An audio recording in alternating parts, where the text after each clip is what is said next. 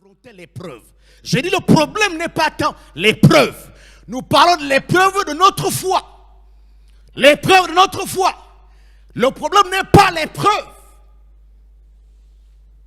Le problème n'est pas l'épreuve. Parce qu'il y aura toujours des épreuves. Le problème n'est pas l'épreuve. Il y aura toujours des épreuves. Et l'homme de Dieu nous a dit hier qu'en fait, l'épreuve est utile à l'homme en ce qu'elle révèle ce qu'est la foi de cet homme-là.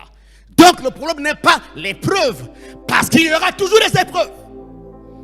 Allez rencontrer des élèves au primaire. Ils vous diront que pour pouvoir avoir l'examen qu'on appelle le CEP, ils vont être soumis à une certaine épreuve. Rencontrer des élèves en troisième, ils vous diront que pour pouvoir avoir le BPC, il faudrait être soumis à une épreuve. Ceux qui vont avoir accès en première année de l'université devraient avoir un examen qu'on appelle le bac. Mais le bac, pour l'avoir, il faudrait être soumis à un examen qu'on appelle le baccalauréat.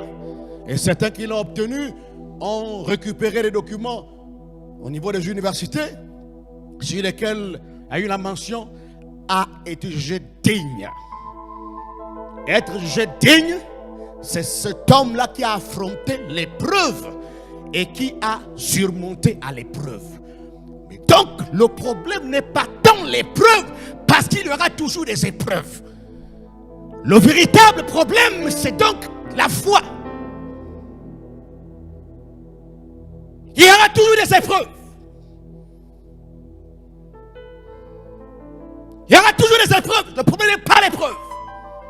Le problème est au niveau de la foi.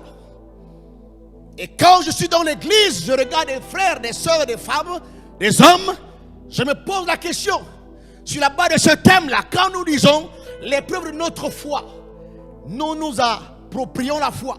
Mais je pose la question à vous qui êtes en face de moi. Est-ce que nous parlons de la foi selon Dieu ou la foi selon notre tête? Les ministères Réveil Impact. Pour plus d'informations, rejoignez-nous sur nos plateformes Facebook, YouTube et WhatsApp. Que Dieu vous bénisse.